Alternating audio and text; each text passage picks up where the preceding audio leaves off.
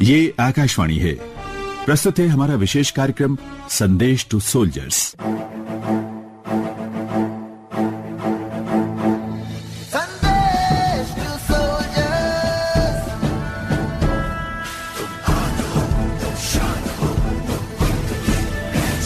तुम जान हो, तुम आन हो, तुम शान हो, तुम मुल्क की पहचान हो।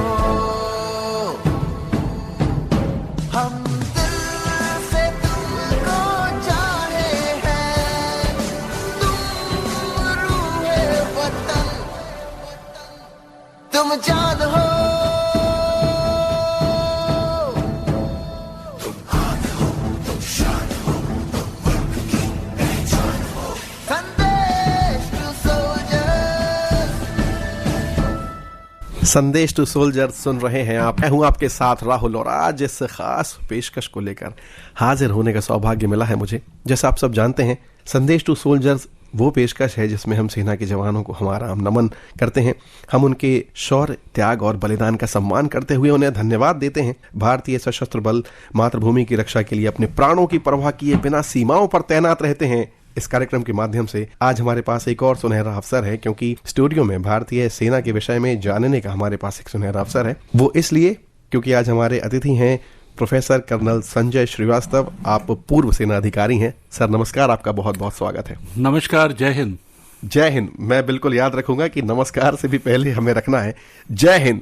और आप सब भी अपना जय हिंद तैयार रखें, क्योंकि आज आपके भी जो हृदय के उद्गार हैं भारतीय सेना के प्रति आप उन्हें व्यक्त कर सकते हैं। उसके लिए आपको करना यह होगा कि 9868107070 पर आप हमें व्हाट्सएप कर सकते हैं अपने संदेश, जिसमें आपका नमन हो, आपकी कृतज्ञता हो अपनी सेना के प्रति।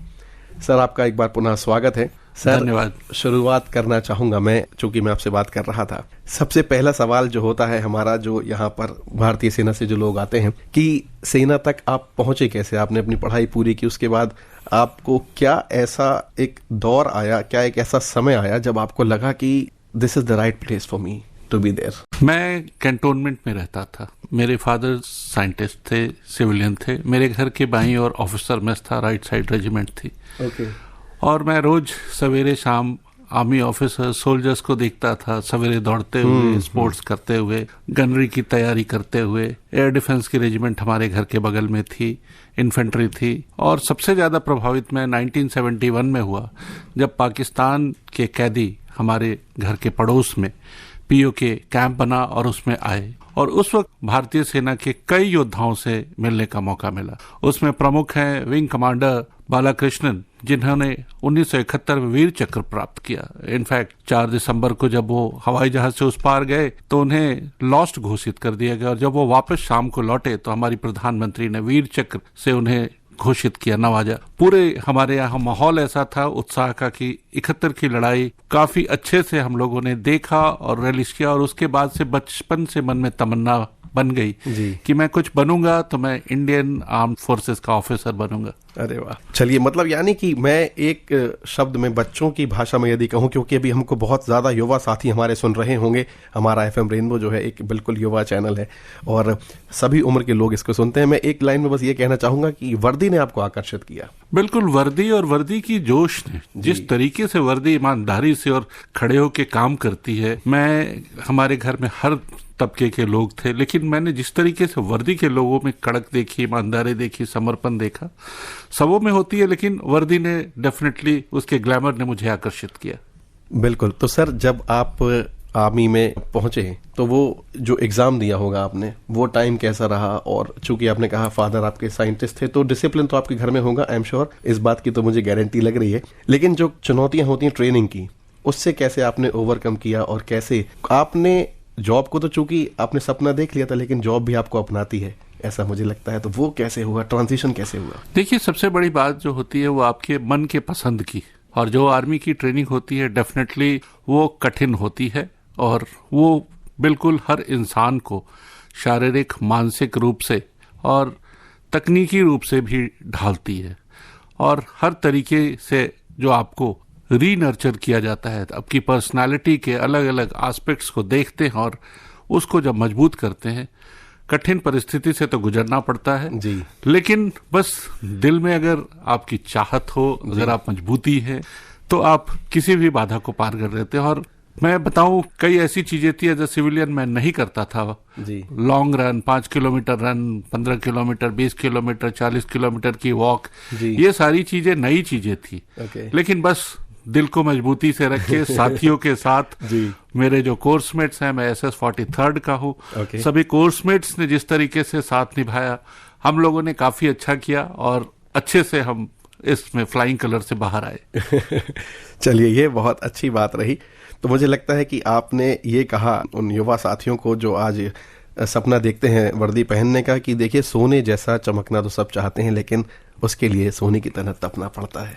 बिल्कुल, हम तपते थे और हम जब चलते थे तो हमारे एक दो साथी थे, मैं मुकेश तिवारी जी और ऐसे सहारन का बोलूँगा, जब हम चलते थे तो ये साथ साथ होते थे और हम गाना गाते चलते थे, क्या क्या न सहे हमने सितम आपकी खातिर। और बिल्कुल हर कंपटीशन को, हर बाधा को पार करते थे और फ्लाइंग कलर से हम सब आगे निकले। चलिए, ये बहुत बढ़िया शानदार सफर शुरू हुआ है। आपने किस विंग में काम किया, कैसे काम किया और किस प्रकार की जो है चुनौतियां रहीं टेक्निकल रूप से और मैन फोर्स के रूप में, इन सब के विषय में भी जानेंगे।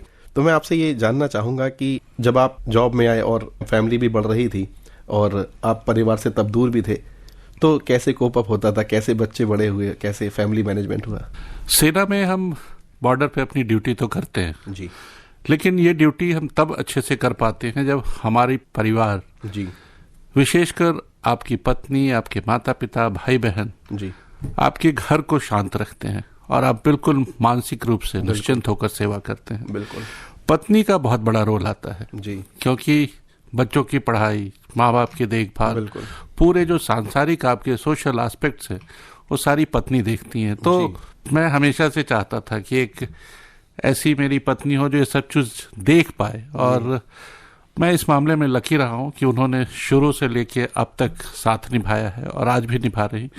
और मेरी जिंदगी में आज मैं जो कुछ भी हूँ तो उनके कारण हूँ, मेरे माँ बाप के कारण हूँ, अपने भाई बहनों, दोस्त यारों, सबों की का आशीर्वाद है, दुआएं हैं, जिनके कारण मैं एक सफल प्रोफेशनल बन पाया। जी, जी, बिल्कुल। हम भी जो है उन्हें बधाई देते हैं, हमारी तरफ से भी उनके प्रति कृतज्ञता है कि यदि वो अपना रोल बेहतर तरीके से कर पाए तभी आप और बेहतर कर पाए। सर, थाईलैंड से आपके लिए मैसेज आया है जो आपको सबसे ज्यादा पसंद है।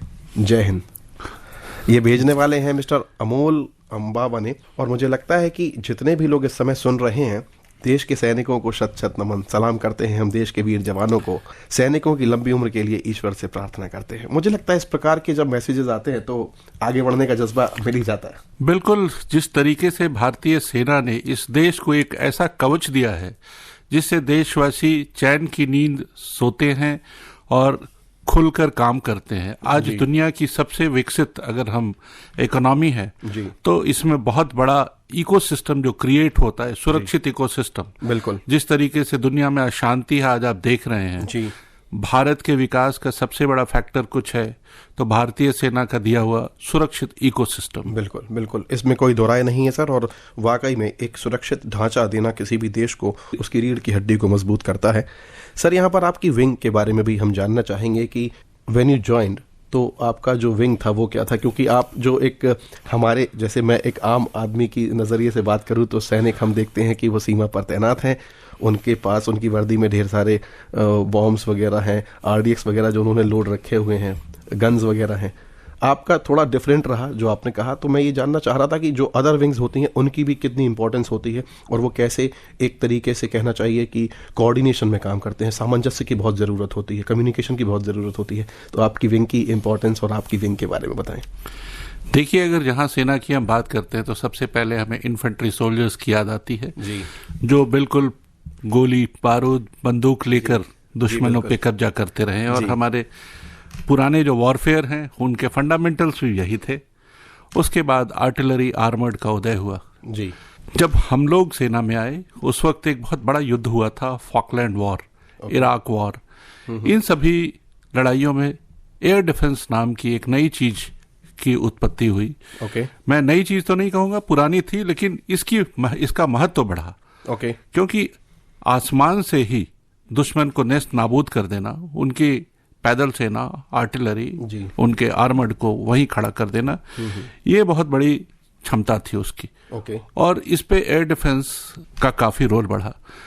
मैं बचपन से एयर डिफेंस को ज्यादा देखता रहा, क्योंकि उनके अफसरों के साथ हमारी जान पहचान थी, घर आना जाना था। हमारे घर में किराए पे रहते थे colonel SS Sidhu, he is no more now, PS Sidhu जो हमारे 29 एयर डिफेंस रेजिमेंट के ही हैं। मैं जब गया तो इन्होंने मुझे पहले से कह के भेजा था कि तू एयर डिफेंस लेगा। और जब मैं गया तो मेरे इंस्ट्रक्टर ने पूछा क्या लेना है, तो मैंने कहा एयर डिफेंस। तो उन्होंने कहा do you know what is air defence. तो ये हालत थी, और उन्होंने कहा इसके लिए बहुत मेहनत करनी पड़ती है। तो मेरे जो साथी थे, जैसे मेजर जनरल विक्रम सिंह राठौर है, मुकेश राव हैं, ये सारे इन्फेंट्री के बिल्कुल फैन थे, और मैं था कि मुझे एयर डिफेंस लेना है। और किस्मत ऐसी थी कि मैंने अपना चॉइस 29 एयर डिफेंस रेजिमेंट भरा, और मुझे 29 एयर डिफेंस रेजिमेंट मिली। एयर डिफेंस मिलना बड़ी बात नहीं है। एयर डिफेंस एक ऐसा आर्म है जो टेक्निकल कॉम्बैट आर्म है। और इस आर्म के अंदर फिजिकल फिटनेस के साथ साथ आपको अपनी टेक्निकल एक्सपर्टीज भी काफी अच्छी रखनी पड़ती है। सेना में रहते हुए देश विदेश में हम लोगों ने अच्छी पढ़ाई की।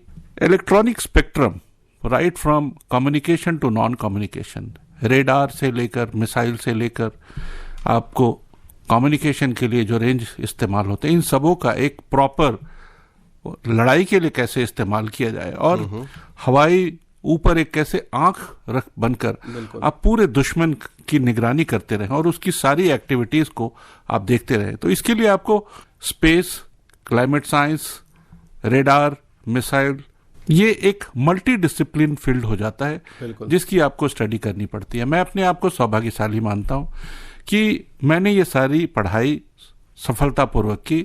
मैं आर्मी में, एक वर्ड कहा जाता है डबल बैरल, एक हमारी टेक्निकल स्टाफ कॉलेज होती है, एक लॉन्ग रन स्टाफ कॉलेज होती है, तो मैं डबल बैरल हूँ, दोनों स्टाफ कॉलेज मैंने किया हुआ है। मैं इंस्ट्रक्टर रहा हूँ क्लास A, B, C, तो पढ़ने पढ़ाने का काफी मौका मिला। और उससे जो, जैसे आज बच्चे वीडियो गेम खेलते हैं, हमारी भी एक ऐसी आदत हो गई।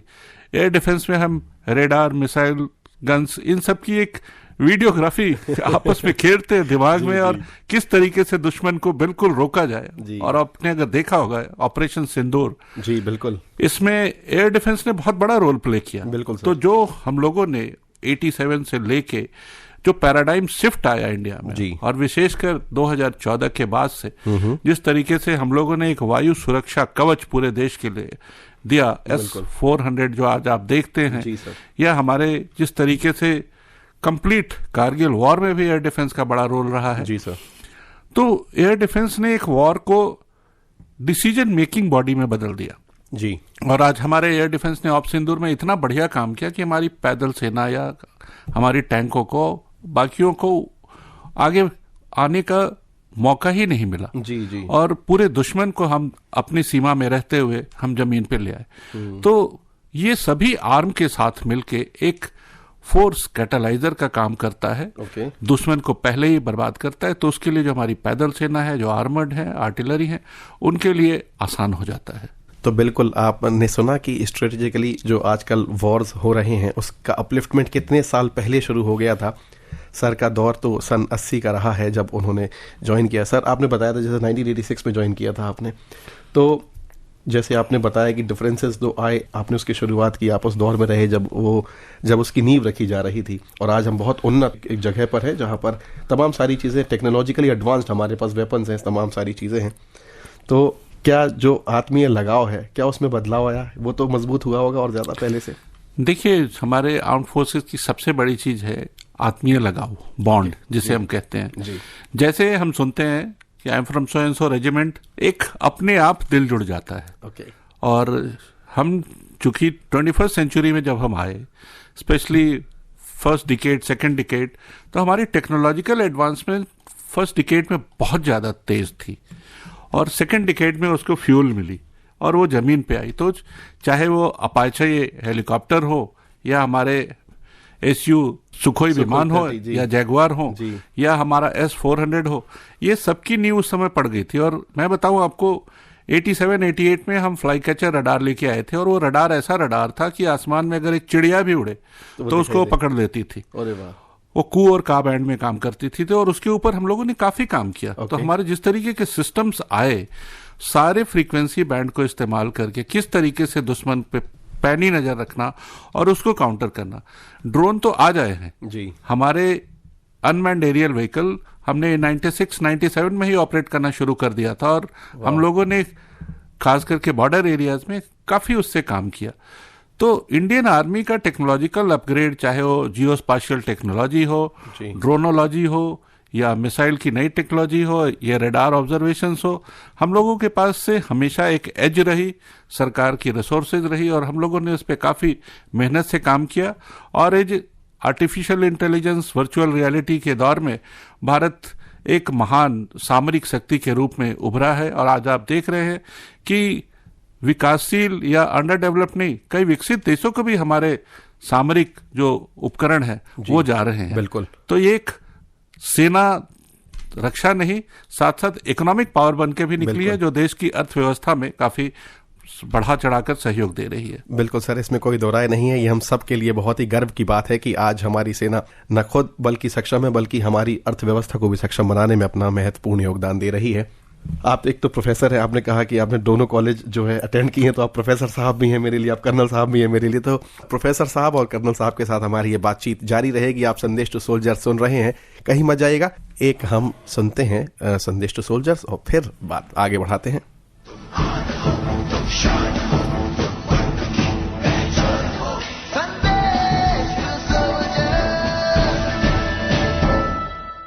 हमारे साथ स्टूडियो में हैं professor colonel Sanjay Srivastava ji. Sir, आपसे बातचीत हमारी जारी है। हमने आपकी विंग के बारे में जाना, आपके अनुभवों के बारे में जाना, कैसे आप वहां तक पहुंचे। सर, आपने बताया कि वर्दी ने आपको आकर्षित किया, उसके अंदर जो डिसिप्लिन था, उसके अंदर जो जज्बा था, उसने आपको अट्रैक्ट किया। ये सब हमें बहुत अच्छा लगा। जाहिर सी बात है, बच्चे भी इन सब चीज़ों से आकर्षित होते हैं। आपके करियर में फिर हमने आपकी फैमिली के बारे में भी जाना, तो मैं ये जानना चाहता हूँ कि फैमिली की इम्पोर्टेंस किसी सैनिक के जीवन में कब उसको सबसे ज्यादा समझ में आती है? सैनिक का जीवन मैं अगर सामने रखूं तो मैं जब मेरी शादी हुई थी तो मैंने अपनी पत्नी को कहा था, look, my first love is my country and I am married to Indian Army. तो उनको शायद अच्छा नहीं भी लगा हो, लेकिन हमारे लिए सबसे ज्यादा जो अहमियत की चीज होती है हमारा देश, हमारी माँ भारती और इसकी सुरक्षा सेवा। हमारे लिए सारे देशवासी, किसी भी धर्म के हो, किसी भी रंग के हों, सारे हमारे देशवासी हैं, और हम सारे सैनिक अपने सभी देशवासियों से बहुत बहुत बहुत प्यार करते हैं। हमारे अपने देश की धरती, अपने लोगों से बहुत प्यार है। लेकिन हमारे लिए सबसे बड़ी चीज है, सबसे बड़ा हमारे लिए एनर्जी का सोर्स होता है, प्रेरणा का सोर्स होता है, वो है हमारा परिवार। क्योंकि हमारा परिवार हमारे सबसे सामने होता है। जब हमें बॉर्डर से छुट्टी मिलती है, हम अपने परिवार के बीच जाते हैं, और जिस तरीके का स्वागत, जिस तरीके का उत्साह वो मिलता है, वो बहुत बड़ी आपके लिए टॉनिक होती है। घर में तरह तरह की चीजें बनाई जाती हैं, आपकी पसंद की सारी चीजें, परिवार के सारे लोग मिलते हैं, आप सबके घर जाते हैं, तो वो जो छुट्टी का दौर होता है वो जिंदगी को दोबारा पूरा जीवित कर देता है। जी बिल्कुल। तो वो बहुत बड़ी चीज है। इसके अलावा as a human being, as a husband, as a father, as a son, as a brother, sister, as a friend, आपकी जो जिम्मेवारियां होती हैं वो बहुत बड़ी चीज होती है। बिल्कुल। ये जिम्मेवारी आपकी परिवार वाले निभाते हैं, और इसमें जिस तरीके का सब लोगों का सहयोग मिलता है, खास करके जब बच्चे होते हैं, बच्चों को पढ़ाने की बात होती है।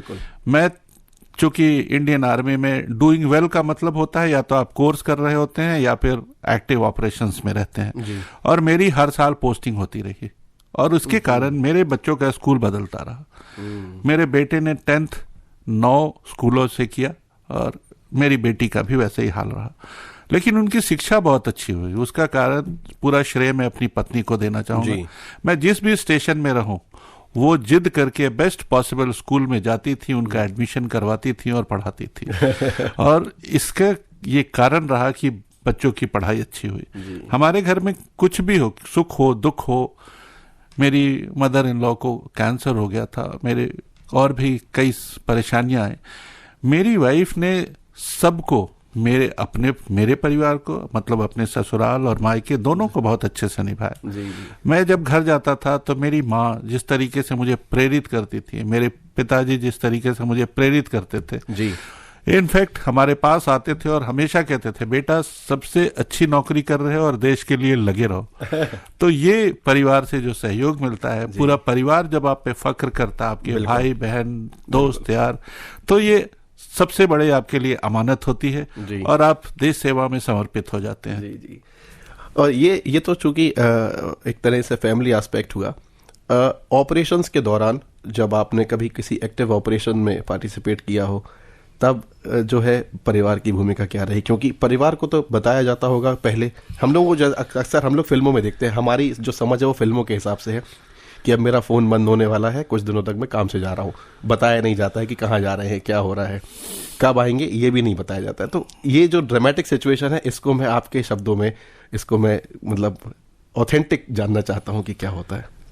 देखिए, ये बात तो सच है कि जब आप ऑपरेशन में जाते हैं, स्पेशली मैं राष्ट्रीय राइफल में भी रहा हूँ, तो फिजिकल 1-to-1 एनकाउंटर में भी जाना पड़ा है और कई बार ऑपरेशंस के लिए कई साहसिक और अलग काम करने पड़े हैं। तो उस वक्त आप तो अपने परिवार को बता देते हैं कि मैं जा रहा हूं, मेरा फोन बंद रहेगा, और उन 4-5 दिनों में या महीने में आप व्यस्त हो जाते हैं और आप इतने कमिटेड होते हैं कि आपसे परिवार के लिए दोबारा बात करना संभव हो नहीं पाता है। जी। अब जब मैं रिटायर हो गया हूं तो मैं अपनी पत्नी से पूछता हूं कि कैसा लगता था, या माँ से पूछता हूं कैसा लगता था। तो मेरी माँ या पत्नी हमेशा कहती है कि वो तो बस ईश्वर की प्रार्थना करती रहती थी। और मैं वाइफ की बात करूं, माँ से बात करूं, तो रोज न्यूज़पेपर देखती थी। सबसे सवेरे सवेरे उठ के न्यूज़पेपर देखना, टीवी पे लग रहना, कोई खबर तो नहीं आई, कोई खबर तो नहीं आई। तो ये एक जो कौतूहल उनके मन में रहता है, एक फियर ऑफ अननोन, कि वो गए हैं और उनको पता है कि किस काम से गए हैं। तो ये देश के लिए जब आप जाते हैं तो ये आप सोच के नहीं जाते कि आप वापस लौट के आएंगे। हम इसलिए जाते हैं, हम इंडियन आर्मी में ये कहते हैं कि we fight to make our enemy make his sacrifice for his country. हम अपने दुश्मन को उसके देश के लिए शहीद करने जाते हैं। लेकिन कई बार हमने कुछ लोगों को, साथियों को खोया है, तो वो डर हमेशा रहता है। लेकिन मैं इतना बताऊं, जिस तरीके से देश परिवार का प्रेम साथ में रहता है, जो साहस होती है, एक भी डर नहीं लगता और आप पूरे समर्पित होते हैं कि मैं भारत माँ की रक्षा अंतिम क्षण तक, अंतिम सांस तक करूंगा। जी बिल्कुल। तो ये तो खैर बहुत ज़रूरी है ही। कि कोई ऑपरेशन से जुड़ी हुई कोई याद, कोई ऐसी कहानी बताना चाहेंगे जो हमारे दर्शकों, जो इस समय इस बातचीत को विजुअलाइज कर रहे होंगे? मैंने इसलिए दर्शक शब्द का प्रयोग किया, वैसे तो वो सुन रहे हैं, लेकिन आपके जो हृदय के उद्गार है, मैं जान रहा हूँ कि वो इस समय आंखें बंद करके महसूस कर रहे होंगे कि क्या चल रहा था।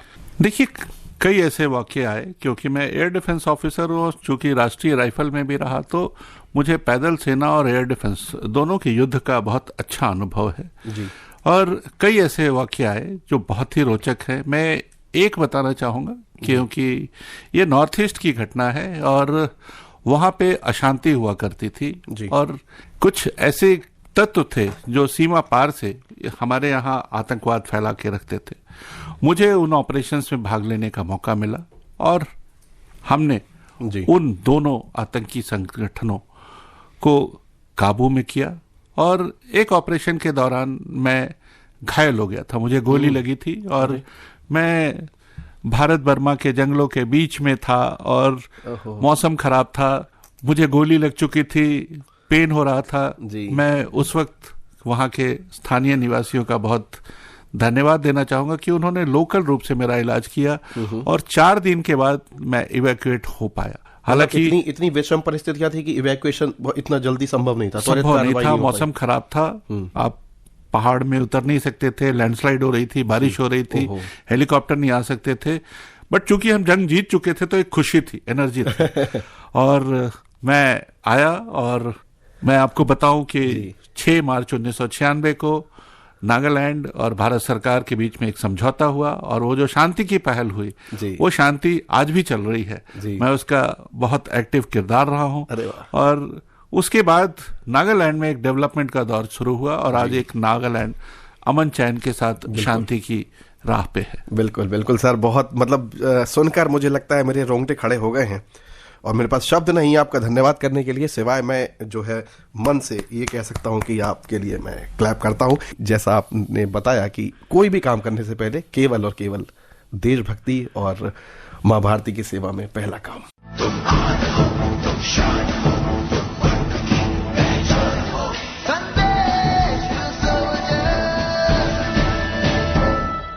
संदेश टू सोल्जर्स सुन रहे हैं आप। मैं हूं आपके साथ राहुल और आज स्टूडियो में हैं कर्नल साहब, उससे पहले आप प्रोफेसर साहब हैं।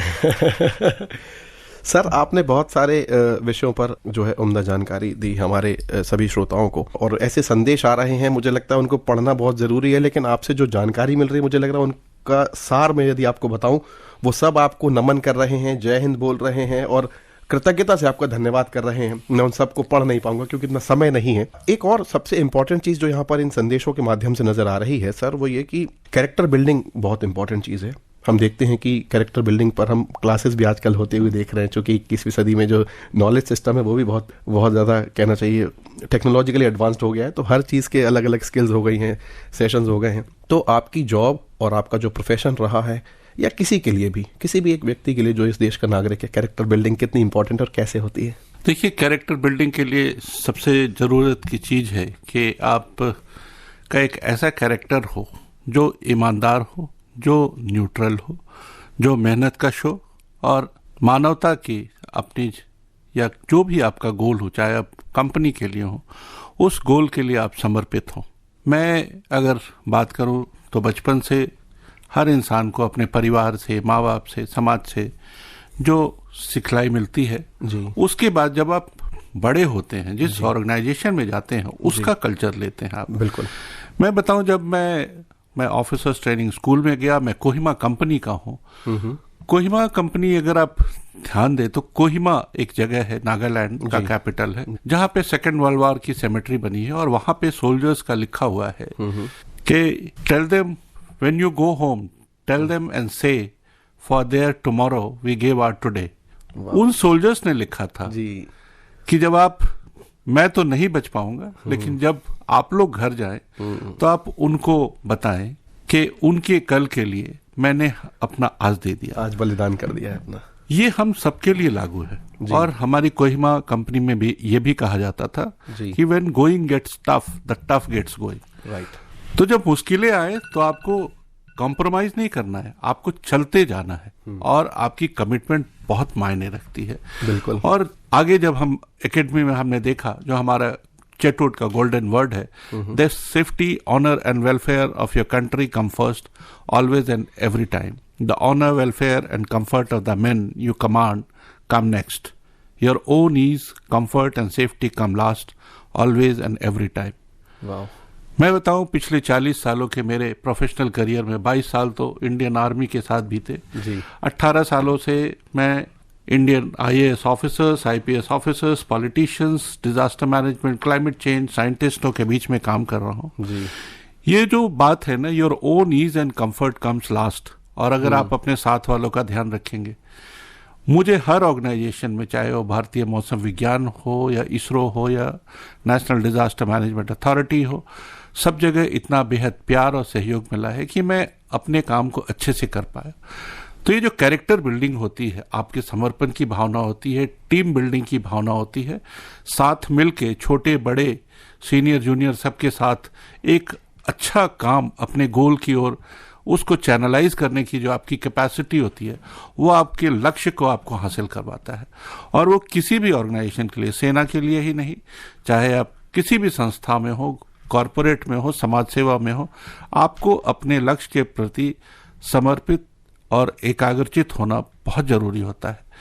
एक और जो इंडियन आर्मी हमें सिखाती है वो है फाइनेंशियल इंटेग्रिटी एंड ब्रदरहुड। ये बहुत इंपॉर्टेंट है। आज हमारे देश में हमारे प्रधानमंत्री हमेशा कहते हैं, वो हमारे सैनिकों के साथ जाके हर साल दिवाली मनाते हैं जी, जो समर्पण की भावना उन्होंने देखी, जो हर तरीके के डिसिप्लिन इंक्लूडिंग फाइनेंशियल डिसिप्लिन, वो बहुत बड़ी चीज है। और हमारे देश को वो आज एक पूरी दुनिया में इनक्रेडिबल, सारे जहां से अच्छा हिंदुस्तान हमारा बनाती है। बिल्कुल। तो इसमें हमारी सेना का बहुत बड़ा रोल है। ये इंडिविजुअल कैरेक्टर बिल्डिंग ही नेशन का कैरेक्टर बनाता है। और आज इंडियन आर्मी विदेशों के कई मिशन में काम कर रही है और इंडियन आर्मी की डिमांड है यूनाइटेड नेशंस के द्वारा, तो शांति सेना के रूप में हम लोग जाते हैं। ये जो कैरेक्टर है, ये कैरेक्टर हर इंसान से लेके पूरे संस्था और पूरे देश का बनता है। और यह बहुत जरूरी है कि लोगों के अंदर खुद मेहनत करने की क्षमता हो, खुद समर्पण की भावना हो, बिल्कुल, लक्ष्य की ओर समर्पित रहें। और लीडरशिप हमेशा मिलके बनती है जी। लीडर के प्रति विश्वास होना चाहिए। बिल्कुल। तो ये कैरेक्टर बिल्डिंग इंडियन आर्मी के द्वारा बहुत अच्छे से किया जाता है। नहीं, बिल्कुल। इसमें एक चीज़ यहाँ पर मुझे जो बहुत आसानी से समझ में आई और अब सभी के लिए आएगी भी, कि जब आप मैच खेल रहे होते हैं तो एक मैच जो है प्लेयर जो है मैच जिता सकता है, लेकिन चैंपियनशिप जीतने के लिए टीम की जरूरत होती है। एक खिलाड़ी जो है मैच जिता सकता है लेकिन चैंपियनशिप नहीं जिता सकता है। बिल्कुल। सर, आपने डिजास्टर मैनेजमेंट की बात की। आजकल हम लोग देख रहे हैं कि हमारा जो मौसम विज्ञान विभाग है बहुत ज़्यादा उन्नत काम कर रहा है। काफ़ी समय से मैं ये नोटिस कर रहा हूँ कि हमको जो चेतावनी मिलती है या जो पूर्व सूचनाएं मिलती हैं वो बहुत ज़्यादा सटीक होती हैं। लेकिन जो डिजास्टर मैनेजमेंट है, क्योंकि हम सब देख रहे हैं कि कहीं पर क्लाइमेट चेंज हो रहा है, जिस वजह से अभी हम देख रहे हैं त्रासदी का भी दौर दिखाई देता है। हर वर्ष बारिश के दौरान हिमाचल और उत्तराखंड जैसे राज्यों में कुछ ना कुछ इस तरीके की घटनाएं होती हैं जो बहुत अप्रिय होती हैं, बहुत दुखद होती हैं। जो डिजास्टर मैनेजमेंट का जो SMS आता है हमारे पास, वो उसमें भी कोई भूमिका रही है आपके, कहीं आपने विंग में काम किया हो? देखिए, भारत में जब डिजास्टर मैनेजमेंट बन रहा था जी, चूंकि मैं दिल्ली में पोस्टेड था और जनरल विज हमारे चीफ ऑफ आर्मी स्टाफ थे और उनको जिम्मेवारी मिले थी इसकी, तो तब से मैं देख रहा हूँ। और इसके कारण मुझे काफ़ी सीखने का मौका मिला, देश विदेश घूमने का मौका मिला कि किस तरीके से डिजास्टर मैनेजमेंट काम करता है। ओके। और जब मैं सेना से प्रीमेच्योर रिटायरमेंट लेकर आया तो उस वक्त भी मेरी एक कमिटमेंट थी कि देश के लिए डिजास्टर मैनेजमेंट की अर्ली वार्निंग सिस्टम्स बनाने की। मुझे सौभाग्य मिला कि जो एक्सट्रीम घटनाएं होती हैं, जैसे मैं झारखंड का रहने वाला हूँ, पहले दिन जब मैंने ज्वाइन किया था उस दिन लाइटनिंग से लोग मरे थे। हमने देखा 36 लोग एक दिन में मर गए। और जब अलग जगह जाकर देखा, उनका मुआयना किया, एज अ फौजी आदत होती है कि साइट पे जाना है, देखना है कारण क्या था। जब पूरा हमने इंट्रोस्पेक्शन किया, हमने पूछा क्या इसकी कोई भविष्यवाणी होती है? लोगों ने कहा नहीं। लोग हंसने लगे मेरे ऊपर।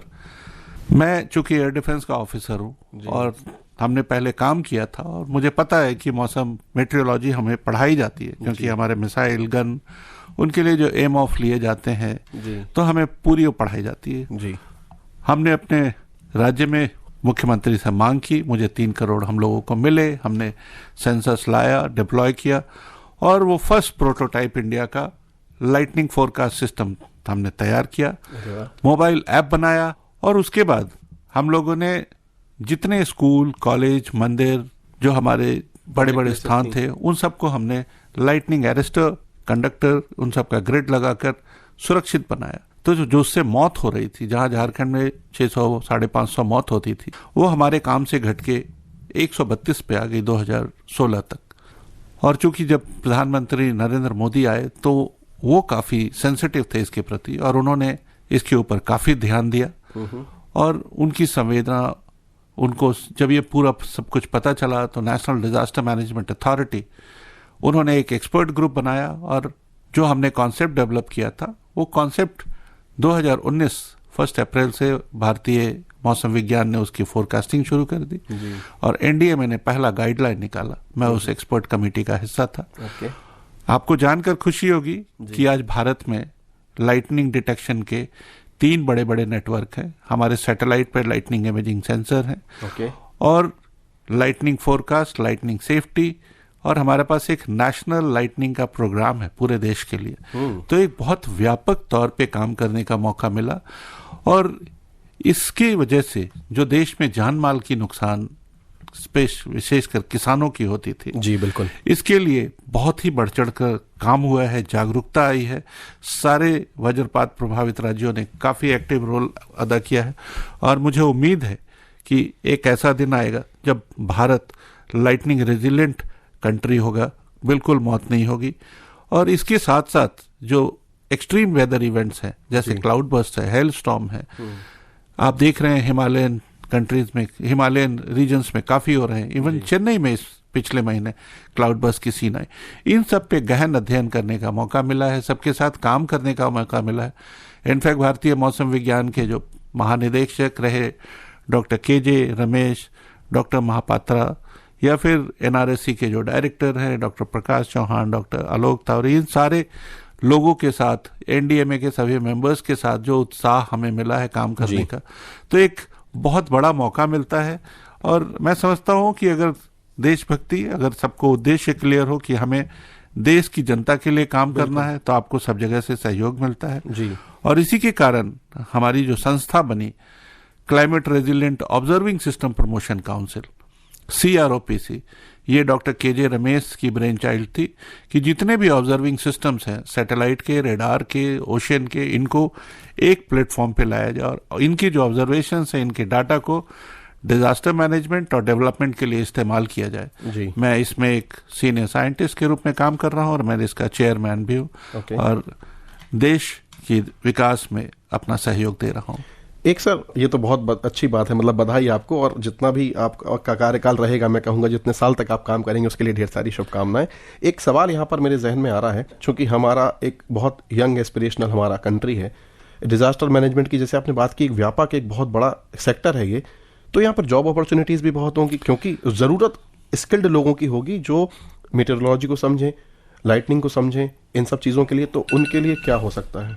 देखिए, मैं बताऊं, डिजास्टर मैनेजमेंट आज एक बहुत बड़ी जॉब अपॉर्चुनिटी है। ओके।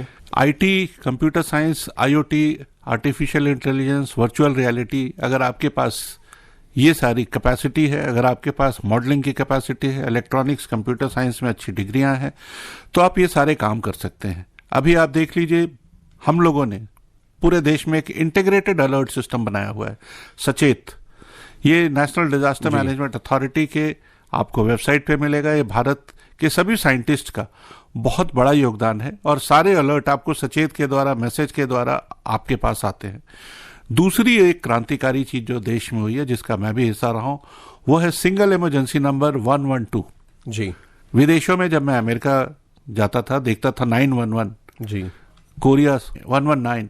बहुत खुशी की बात है कि आज हमारे पूरे देश में किसी भी इमरजेंसी के लिए ERSS, emergency response support system 112 है। इसका एक ऐप है। मैं चाहूंगा जितने श्रोता हैं, आप लोग ये 2-3 ऐप जो हमारे हैं उनको जरूर डाउनलोड करें। मौसम आपको सारे मौसम की जानकारी देता है जी। इसलिए मौसम को डाउनलोड करने कह रहा हूं। हमारे सारे radar, satellite, automatic weather station का इनपुट इस पे है। विदेशियों वाले पे नहीं है। डायरेक्ट इंटीग्रेटेड है, डायरेक्ट इंटीग्रेटेड है और ये पंचायत तक आपको मौसम सेवा मिलती है। अरे वाह। किस तरीके की खेती करनी है उसके लिए मेघदूत है, बिजली से बचने के लिए दामिनी है।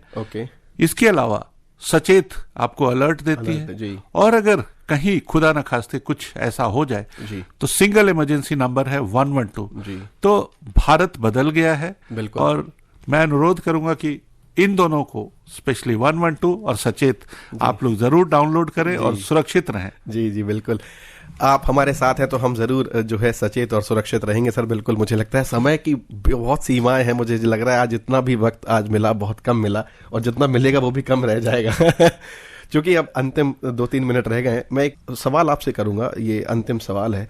एक वाक्य में यदि आपको अपनी जीवनी व्यक्त करनी हो यहाँ आप सबके लिए, तो क्या कहेंगे? मेरा भारत महान। इससे अच्छा मुझे लगता है कि कुछ हो भी नहीं सकता था। तो आपने अपने जो पूरे जीवन को व्यक्त किया एक वाक्य में, उसने हम सबका मन मोह लिया है। जो और युवा सुन रहे हैं, जो हमारे श्रोता हैं, जिनको अभी जैसे आपने कहा कि आपने अपना आज हमको दे दिया है और उनके कल के लिए आप मेहनत कर रहे हैं, तो जो कल के लिए तैयार हो रहे हैं उनसे क्या कहना चाहेंगे? मैं उनसे यही कहना चाहूँगा कि आप जिंदगी में अपना एक लक्ष्य जरूर बनाएं और उस लक्ष्य के लिए ईमानदारी से मेहनत करें। एक बहुत बड़ी बात होती है कि आपके लक्ष्य प्राप्ति में हो सकता है कुछ चीज आपको मिले ना मिले। मैंने अपने जीवन में कभी परिणाम की चिंता नहीं की, मेहनत की है और मेहनत करने से मुझे लगता है हर चीज हासिल होती है। तो आप अपने आप को समर्पित करें, मेहनत करें।